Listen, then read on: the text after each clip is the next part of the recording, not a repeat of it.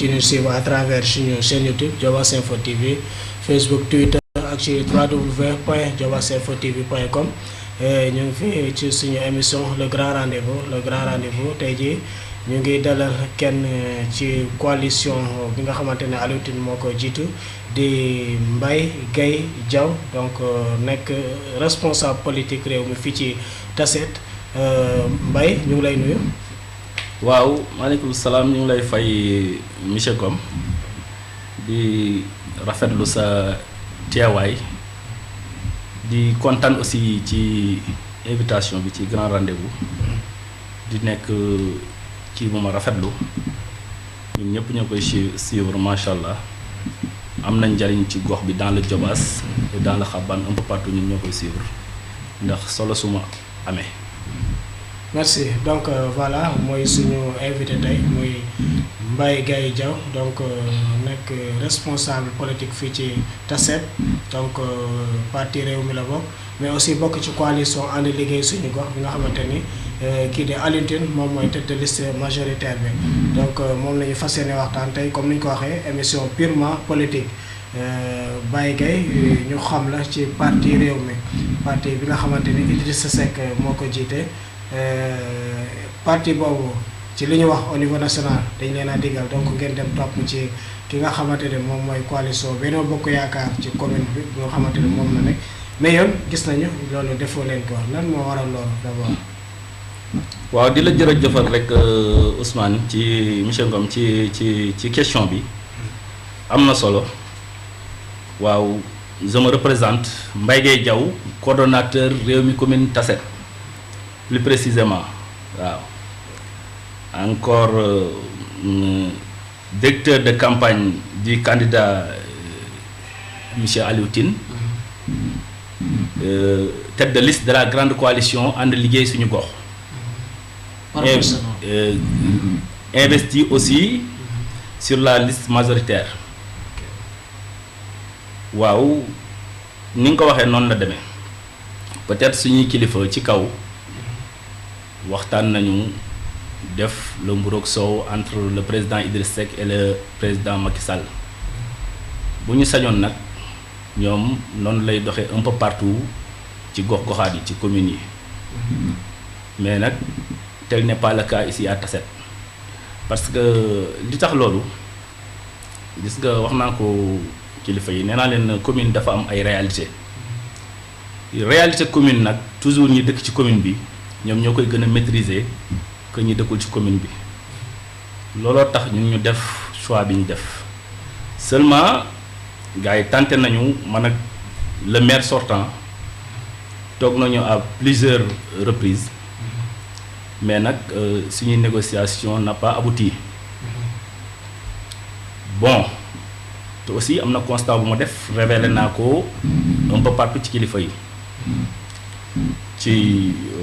ci maire mooy maanaam le maire de Tassette en personne nawloowu ju ñun waa réew mi wax naa ko ci ay kilifa il ne nous respecte aussi pas wax naa ko ci ay kilifa ba tax na négociation yi kilifa defoon pour ñu ànde ko mu ne du ko respecté man leen comme du ko respecté te ñun aussi Aliou Tine yàgg nañu woo pour ñu coaliser Aliou Tine Benno Bokk Yaakaar la bokk noonu la ko defee ak ñoom parce que à Tassette je rappelle il y a 6 listes toutes les 4 listes sont de Benno Bokk Yaakaar ci Benno Bokk Yaakaar la ñu fàqe def seen liste bopp ndax mën ñu def ak le maire sortant kon xam nga mbir mi ci moom la du ci ñun gis nañu profil Aliou Tine gis nañu cursusu le candidat Aliou Tine gis nañu le programme du candidat Aliou Tine mu doy ñu ba tax ñu jël suñu propre kii convoquer une réunion tous les responsables de Rewmi au niveau communal ñu daje tous les responsables des 18 centres de vote étaient présents ñu daje waxtaan ba tënk que ni ñun Aliou Tine la ñuy soutenir ci élection yi. voilà donc balaa ñuy dem réalité commune yi nga xamante ne moom nga wax léegi yaakaar naa ci kaw aussi war nañoo xam ne élection communale bokkul ak élection présidentielle commune bu ne dafa am ay réalité yooyu tamit est-ce que waruñu ñëwoon ci tenir compte ba tax ñu ne leen dem leen daal ku ngeen jubóo rek ngeen ànd ak moom.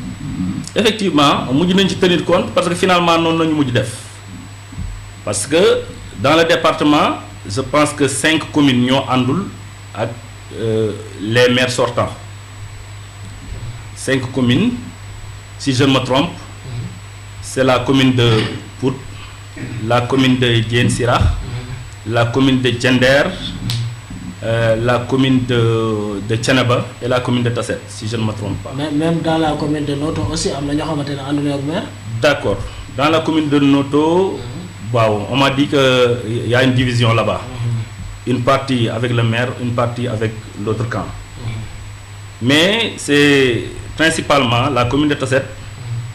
Moom moo ñu gën a yitteel moom moo ñu gën a yitteel bon révélé naa la léegi lu tax ànduñu ak le maire wax naa la li tax ñu choisir le candidat Aliou Tine parce que maire fréquenté nañ ko on a vu ses limites il a fait 7 ans ici à Tasset on a vu que maire liggéeyam sooxe na bu baax a baax ci commune bi malgré posture bi muy incarné au niveau du PNDL il est le secrétaire exécutif du PNDL gis nañu li mu waroon a liggéey ci commune Tasset sooxe na bu baax a baax a baax. très bien léegi wax nga ne rencontre ngeen ay plusieurs reprises ci seen waxtaan bi lan moo tax d'accord leen yéen si liggéey maanaam comme li nga wax ni liggéeyul moom moo tax d'accord leen ou bien dafa am ay principes yi ngeen tegoon yoo xamante ne d'accord leen ci. waaw ñaar yëpp nekk na peut-être nag principe yi moo jiitu ñàkk liggéey bi am na principe yu ñu tegoon yoo xamante ni nee na du ko respecté il a défié l'autorité il a défié le ministre parce que teg nañu parce que am na nu ñu waroon a doxee nous entre le Rewmi et le Benno Bokk Yaakaar dans la commune de Tasset ci problème pourcentage pour les conseillers il a dit qu'il va pas les respecter ci les listes comment répartir les listes il a dit qu'il va pas les respecter. xanaa yéen da ngeen doon ñaan tête de liste. waaw effectivement c'est ce qui était normal parce que le Rewmi n'est pas une petite partie dans la commune de Tasset vous êtes un homme de médias vous pouvez faire vos investigations les élections passées on a fait d'excellents résultats dans la commune de Tasset. On a gagné 4 centres de vote et 2 bureaux. Ici à Tasset, le Rewmi est très bien représenté dans la commune. Effectivement. Kon ñun li ñu war mooy ñu laaj li ñu doon laaj suñu àq la ak suñu yelleef mënuñu ci jot nee na du ko def ñun tamit jël nañu suñu responsabilité en tant que responsable en tant que coordonnateur. J'ai convoqué une assemblée générale, rendre compte mes responsables, ils ont pris leur position, man aussi, fekk si naa leen ci rencontré na Aliou Tine jox nañu programme convaincre nañu connaissant aussi l'homme xam fi mu mën a yóbbu Tasset moo tax ñun ñu choisir aussi ànd ak moom.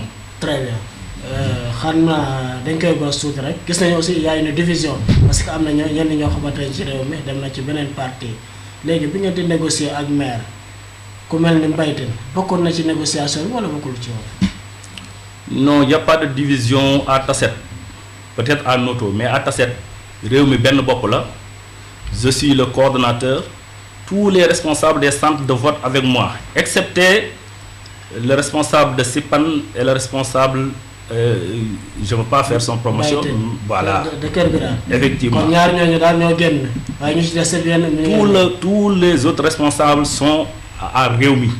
Ils sont dans Rewmi à Tasset. Mais Mbaye kan moo la def rek coordonnateur. Coordonnateur ñi ma ko def mooy ñi yore structuration parti bi. ci kaw. Ousmane Diaye mi yore structuration parti bi. ñoom ñoo ma def coordonnateur. Avec la complicité de tous mes responsables dans la commune dañ ci ànd ak fierté je m'explique Mbaye Tine du la expliquer lu mu def ba ñu dégommer ko il a fait un scandale. moo tax un scandale ñu dégommer ko. scandale lan financier scandale financier logistique matériel support je ne sais comment mais nag il a fait un scandale parce que vous vous rappelez la venue du président Macky Sall à Thiès le 29 juin passé. Bon, on nous avait donné des fonds pour la mobilisation et des supports. Ñun waa Rewmi pour nous mobiliser dans le cadre de Rewmi dem Thiès accueillir le président Macky Sall fièrement avec notre leader le ministre Yankhoba Diattara mais Mbaye Tine jamono boobu moo doon coordonné parti bi il était parti prendre les fonds sans informer personne. Mais j'ai eu l'information à travers d'autres responsables. J'ai appelé le Mbaye Tine. Il n'a pas voulu me dire exactement la somme. Il n'a pas voulu me dire les supports.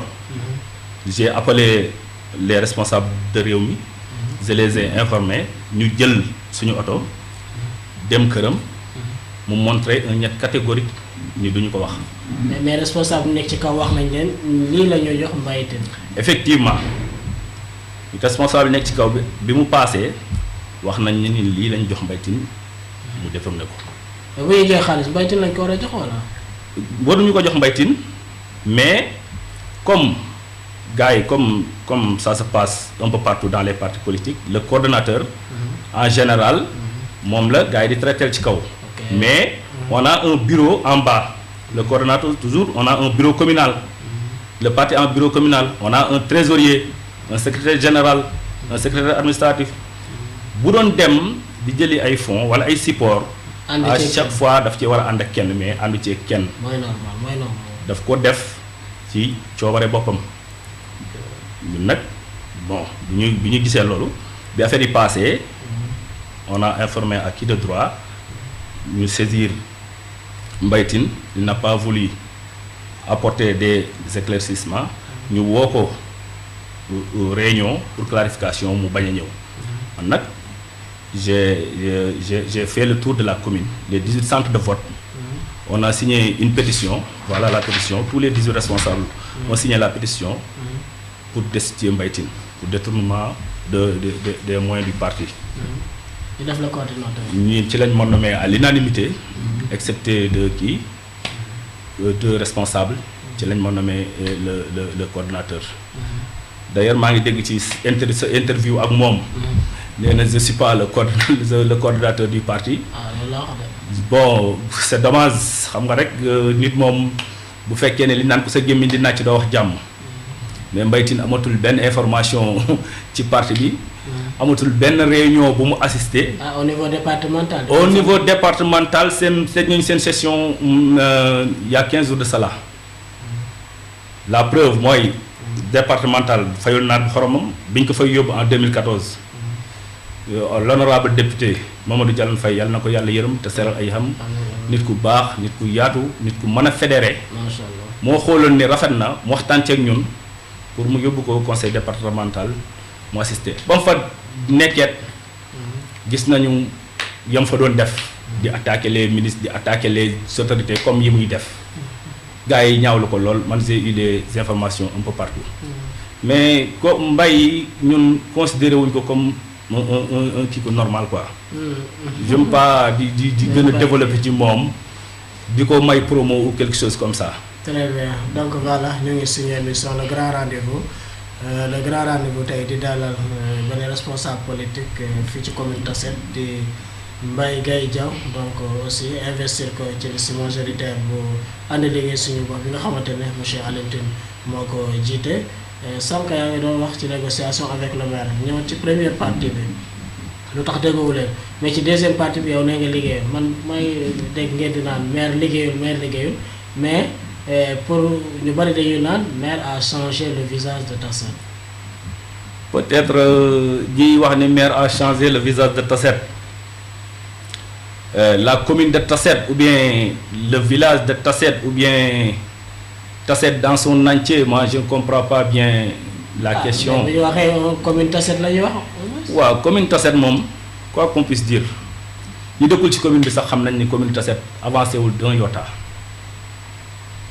Je sais pas ndax le maire dafa amul compétence bu mu liggéey dëkk bi. mais son bilan est très médiocre. Effectivement. Dans tous les côtés. Parce que boo demee maire li mu gën a man mi ngi ci mooy division parce que da ngay dem ñun les visites de proximité yi ñuy def nii ci pré-campagne bi da ngay dem ci village da ngay rus sax ñun la les 7 ans yi mu fi def maire case de santé bii la commencé da ko fondement jaaratu fi ñii naan 7 ans de règne mi 10 chaises la ñu may wala 20 chaises ku nekk ak say doléance commune bi amul benn village booy dugg mu gis ci boppam. mais 7 ans aussi pour nga satisfaire les 51 villages et hameaux de Tassette yombul de. D'accord, c'est pas facile mais nag il faut avoir la volonté de travail aussi volonté moo fi amul.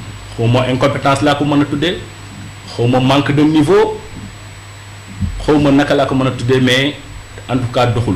On l'a constaté nous tous, nous qui habitons la commune, nous les responsables de la commune, on l'a constaté tous que ni liggéeyam sooxe na bu baax a baax parce que maire posture bi mu yoree. PNDL. Programme national de développement local. Tassette gisu ci boppam. Électrification bi. Électrification bi loolu ñu ngi koy jéem a leeral askan wi démb Tidiane wax na ci lu am solo. Électrification nee naa leen nañ leen leeral askan wi procédure électrification gis nga communes yi nga xamante ne am nañu fula ci seen bopp yépp dañoo électrifier seeni commune à 100%. Mais le sori bu amul 100% aussi mu sori. Non amul 100% parce que on est actuellement ñi ngi ci pré-campagne gis na ni bon il est menacé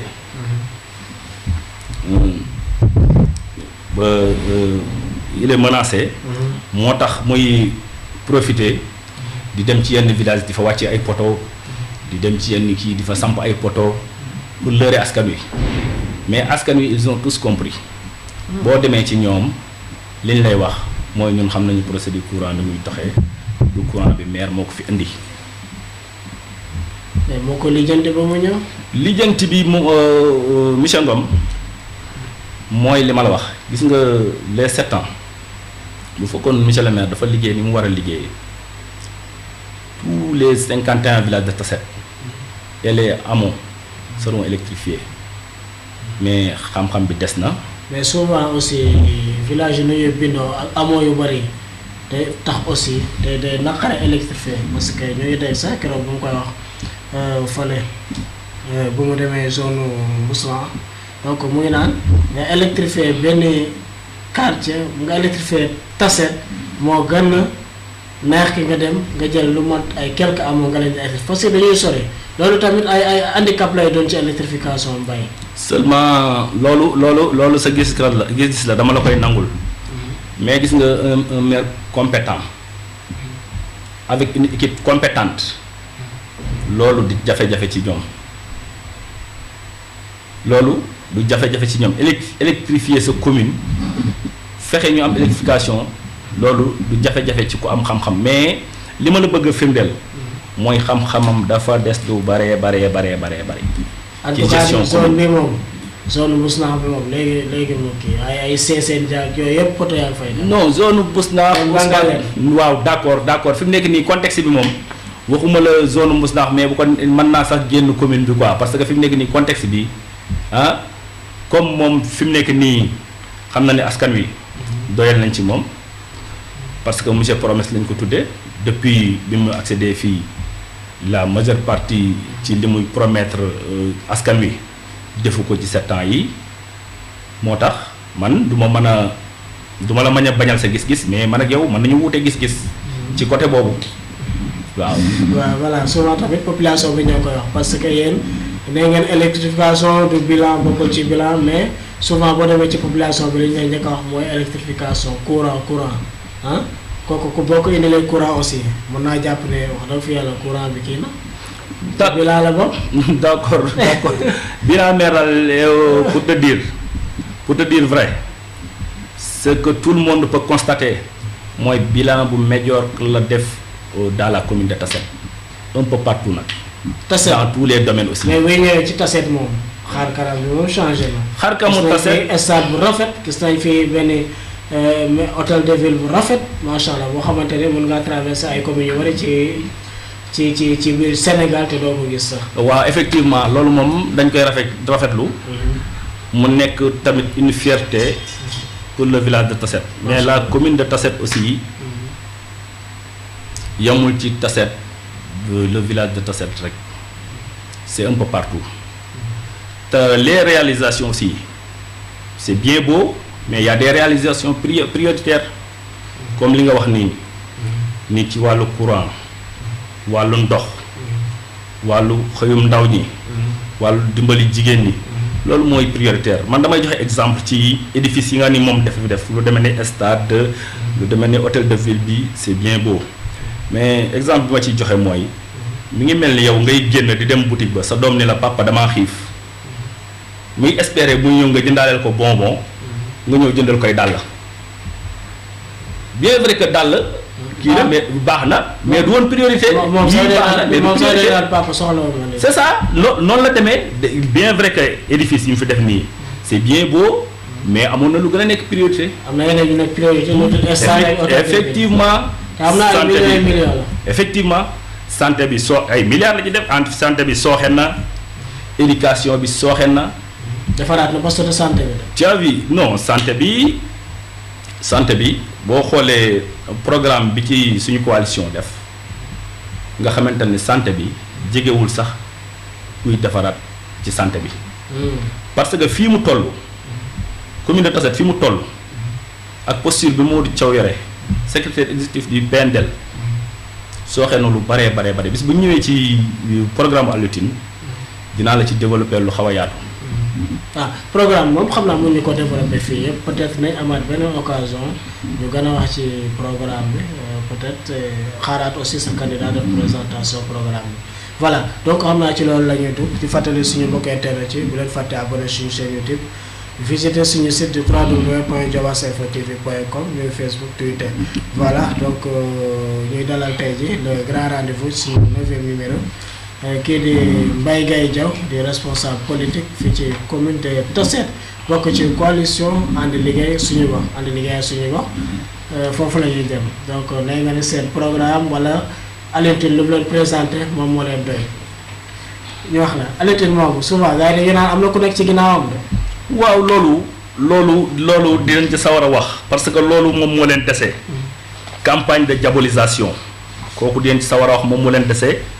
parce que un peu partout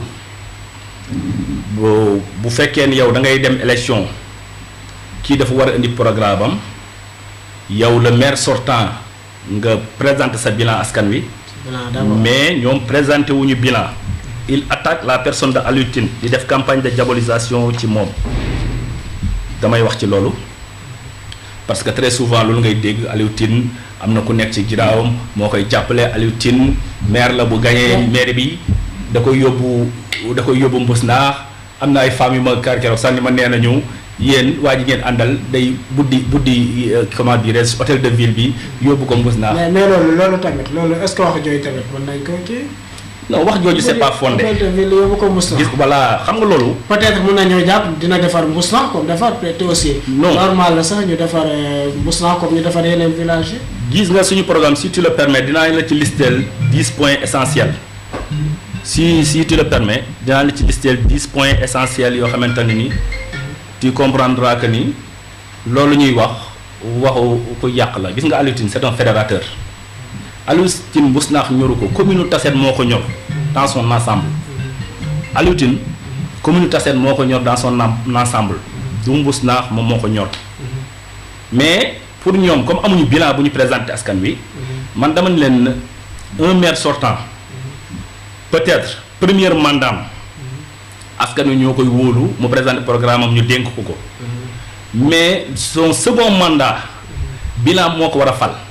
gis nga monsieur le maire bu fekkoon liggéey na fii dans la commune de Tassette du sax nekk fii di fëri fitna ji muy dund fan yow gis nga ko taali oto dugg ci àll bi fëri def ay promesses yoo xamante ni on ne comprend pas parce qu'il n'a pas de bilan bu amoon bilan day ñëw présenter ko askan wi ne leen sama bilan ngi nii. bu leen doyee. campagne jot ni mu dugg ci voilà comment.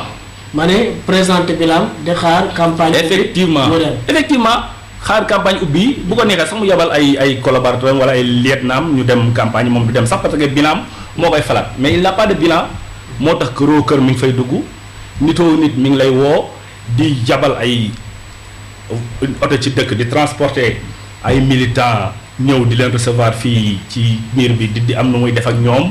lu mel na loolu ci corruption xam nga ci ñoom ci yooyu la ñuy doog jéem la corrompre après jéem voter leen ma ceci cela mais nag les populations ont compris pourquoi ils ont compris ñun dañ fa doon dem ci pré-campagne bi di leen jéem a yee far ñoom ñoo ñuy retourner di ñu yee message bi ñuy war leen a wax ñoom bu ñu jëlee parole moo ñu koy wax ñoom ñoo ñu koy wax li muy def xam nañu ko toog bureau envoyé ay oto di transporter nit ñi ñuy ñëw ci moom muy am nu muy def ak ñoom mais c'est fini dans l'ensemble nag noonu la ñu gisee moo tax ñun suñu xel dafa dal la wax sama gars yi ma leen campagne bi ay formalité la ñuy def rek mais ñun li ñu comprendre ak programme bi ñuy présenter askan wi ñoo ñu ko gën a comprendre dañu dem di benn village tout récemment les jeunes nous ont très bien accueillis ni ñu carrément bu ngeen ñëwul woon ñun ñoo ñëw vers la coalition ànd liggéey suñu gox bi Aliou Tine jiite. kon yéen daal am ngeen yaakaar bu baax. on a beau espoir. on a beau espoir parce que tamit damay dugg ci présentation coalition bi si tu le permets parce qu'on n'a pas une petite coalition on a une très grande coalition composée d'hommes et de femmes de valeur de très grands partis des responsables aussi qui sont dynamiques très engagés ñoom la ñu seqal coalition bi moo tax on a beau espoir. Pour vous présenter, M. Ngom, si vous le permettez, la coalition, nous avons l'AFP. Comme quand AFP, le parti qui est dirigé par M. Aliou Tine lui-même. Nous avons le parti Réumi, dirigé le coordonnateur Baïgué Diop même. Le PASTEF aussi, dirigé par Tidiane Diop. Nous avons aussi les membres et responsables du PUR. Nous avons les responsables du MPR. Nous avons les mouvements comme le mouvement Nasrou, dirigé par le doyen Talla Diop. Nous avons aussi des membres responsables des FDS, le Dr Babacar Diop, dirigé par M. Sarr. Nous avons aussi des membres de l'APR. Nous avons aussi le mouvement Oser l'avenir, dirigé par notre jeune frère Mohamed Ka. Nous avons aussi la convergence autour du doyen Aliou Ka Bado Ka bu LD defe naa xam ngeen ko. Nous avons aussi le mouvement Tchilabok de Mousnakh. Aussi la République des valeurs de Thierno Alassane Sall dirigée par notre brave dame, la dame de fer Amy Gaye. Donc ñun suñu coalition bi du ay fo. man ni ma koy faral di waxee en tout cas lim fi lim ay parti ak mouvement bëri na li ma ci jaaxal kay est-ce que du ay mouvement yoo xamante ne benn ñooy ñëw ci yéen. non je ne pense pas. parce que li tax mooy ñun ñi ñu am les responsables clés ñoom la ñuy traiteel. Ils ont été convaincus par le programme de monsieur Tine gis nañ ko xam nañu Tassette guuta gii mu nekk Aliou Tine moo ko ci mën a génneel. parce que Tassette aussi quoi qu'on puisse dire am na ay ressources. Tassette am na ay bari na on ne peut pas les lister. mais nag. pas de suuf si rek moo fi. xam nañu non suuf si moom yaakaar naa da nga ma bëgg a takkine mais suuf si moom ni mu demee moom bu ñu ci duggoon tey jii moom da ngay reeba tas. suuf si kay lu bees est-ce que am na ci. waaw suuf si moom xam naa ne damay bàyyi ñu ma ko gën a maîtriser ñu wax ci ñi ma cee wax suuf da ngay reeba tas. waaw ñi ma cee wax mais nag. Tassette bu fekkoon on a une équipe compétente. un maire compétent. Tassette romb na fii. mais nous sommes dans une commune boo xamante ne nii li le président doyen Abdoulaye Wade daan wax ñoo ko ñu ngi koy rendre hommage koo xamante ne yaay roof jën yaay saaf yaay waas yaay kii moo fi nekk. ñi ci nekk entourage am yëpp ay figurants lañu rek mais le dernier mot lui revient te il n'a pas malheureusement bagage yi mu war a am pour développer commune bi. voilà xam naa programme ngay wax de mais temps bi moo ñu ko. non le programme dama lay lister tuuti rek ci programme bi on a 10 points essentiels yoo xamante ne moom lañ ci programme bi xaju fii kon bu ma ko bëggoon a kii sax yow doo ko nangu. mais on a 10 points essentiels yoo xamante ni Aliou Tine instant bii moom lay présenter askan wi en attendant. rapidement. waaw xam naa boo duggee ci le programme que Aliou Tine veut proposer à la commune. Mun ngaa ñëw directement ci point. waaw effectivement les points voilà. waaw. Nous voulons faire de Tassette un nouveau Tassette qui fera de l'emploi. Non, le premier point, c'est un nouveau Tassette qui fait la promotion d'une commune prospère, endogène et moderne. Le deuxième point, un nouveau Tassette où la gouvernance se fera de manière inclusive et collective et fondée sur les règles de la démocratie, de la transparence et de l'égalité pour tous. Un nouveau Tassette intégralement électrifié. Un nouveau Tassette qui garantit à chaque individu une éducation de qualité et l'accès aux infrastructures sanitaires de base. te loolu bu ko waxee Aliou loolu mën nañu koo gëm parce que gis nga c'est un cadre. mooy liggéeyam mooy liggéeyam. c'est un cadre de la santé. Bon aussi nous voulons faire un nouveau Tassette qui garantit un nouveau Tassette où un bon aménagement du territoire permettra une interconnexion de tous les villages par des pistes et réseaux divers et une ouverture aux autres communes. loolu dama ci bëggoon taxaw tuuti PNDL programme national de développement local nee na li mu gën a man mooy piste rurale mais imagine toi nga ne yow yaa jiite PNDL benn piste rurale boo xamante ni mën na relier gox ak gox mënoo ko fi def sa wax yëpp mooy attaquer Aliou Tine amul diplôme amul xaalis te yow vous avez vu le cursus de Aliou Tine. yaakaar naa jiite sax maanaam. il est bourré de diplômes. Aliou Tine dafa fees tel ak ay diplômes. te Aliou Tine y a une équipe qui l'accompagne boo xamante ne nii. y a d'éminents professeurs les professeurs les plus kii de la commune. ci coalition Aliou Tine lañ nekk. ci coalition. les étudiants les plus. ci dans différents domaines effectivement ay cadres ñu wala Aliou Tine liggéeyu taf yëngal. gis nga coalition bi taf yëngal néew ci. gis nga nag nit boo amul bilan. li ngay def mooy jël ay nit di leen xas di yónni say booy ñuy créer ay compte fictif di leen wax nag suñu noonu. xam naa ci loolu la ñuy jeexalee sax. dernière question bi. c'est ça waaw. voilà donc dernière question foofu la jëm parce que gis nañu fan yii ci réseaux sociaux yi surtout ci site yi nga xamante ne wala page yi nga xamante ne mooy Tassette Sama Gox ak Tassette Info donc ñu ciy dugg di bind loo xamante ne ci nit ki soit que ci Aliou Tine soit que keneen di jokkalante ay cadeau yu ñaaw yoo xamante ne yaakaar naa ne xëjul ci Tassette. waaw mooy li ma la wax rek dafa rafetul man nag vous me permettez monsieur Ngom ma wax ak sama jeunesse tuuti ñu jéem a conscient gis nga ñun ñoo bokk lépp la jeunesse vous êtes l'avenir de demain lii ñu leen di dugal man je vous invite ngeen bañ ci dugg. mooy politique la rek day dem. politique la day jeex te politique bi bu jeexee ñun ñoo fi des nous sommes unis par des liens de parenté nous sommes unis par d'autres choses lii day jeex kon kii. bu fekkee ni am ngeen bilan présenté leen ko askan bi te ngeen bàyyi attaque personnelle yi campagne de diabolisation bi bàyyi leen ko gis nga li ñuy def c'est très grave gis nga kër yi fi mu nekk nii boo duggee man dama tiit j'ai peur parce que kër goo dugg fi mu nekk nii am na division soit mag ak rakk du ñu wax.